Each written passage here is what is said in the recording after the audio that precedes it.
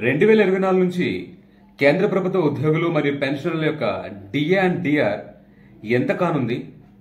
ఒకవేళ అది 50% కనుక దాటితే వారి బేసిక్ పేలో జరిగే మార్పులు ఏంటో ఈరోజు మనం ఈ వీడియోలో తెలుసుకుందాం. అంతేకాకుండా personal finance, business, investment, share market లాంటి విషయాలపై ఎవరైతే కనుక నాలెడ్జ్ మీద ఇంట్రెస్ట్ చూపుతారో అలాంటి వారి కోసం నేను మన ఈ తెలుగు ఫైనాన్స్ టీవీ ద్వారా వీడియోస్ రూపంలో మీకు అందిస్తూ ఉంటాను. This is Satya Gumapu. Welcome to Telugu finance TV.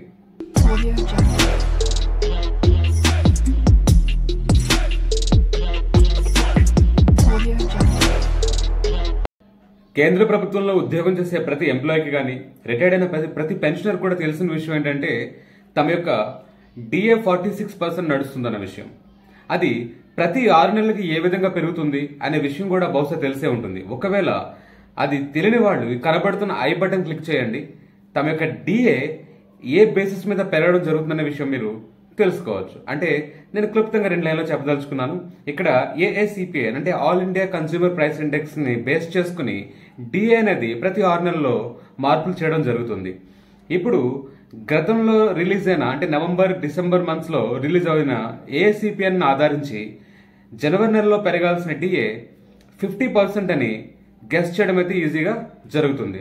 అది ఎలా ప్రెడిక్ట్ చేయొచ్చు అనే విషయం చెప్పిన విధంగా డిస్క్రిప్షన్ లో కానీ లేదా కనబడిన ఐ బటన్ లో కానీ మీరు చెక్ చేసుకుంటే అసలు ఏఐసిపిఎన్ అంటే ఏంటి, దాన్ని బేస్ చేసుకుని ఏ విధంగా డిఏ పెరగడం అనేది జరుగుతుంది మీకు ఈజీగా అర్థమవుతుంది.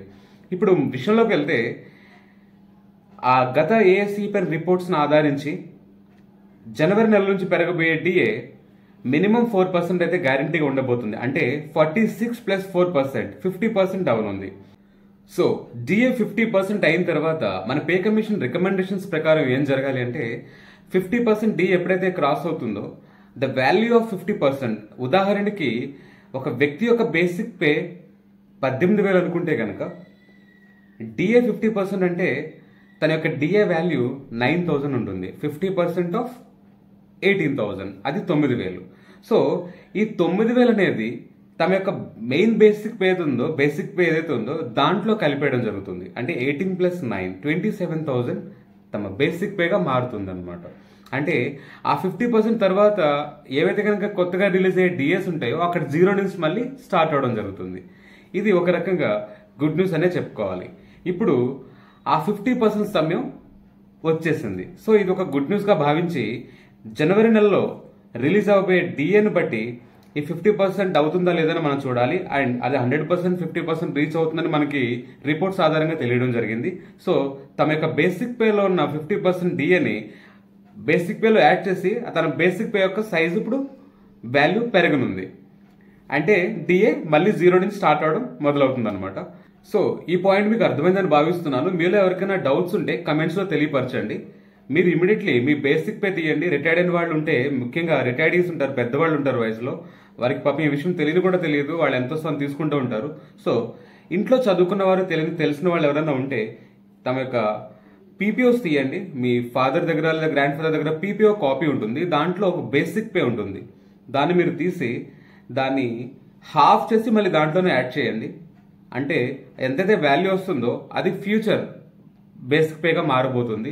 అండ్ ఏవైతే డిఎస్ ఉంటుందో ఆటోమేటిక్ యాడ్ అవుతుంటుంది. జస్ట్ ఫర్ అవేర్నెస్, అది రావాల్సింది ఎవరికైనా వస్తుంది, అది ఆటోమేటిక్గా వస్తుంది, మీరు చేయాల్సిన పని ఏమీ ఉండదు.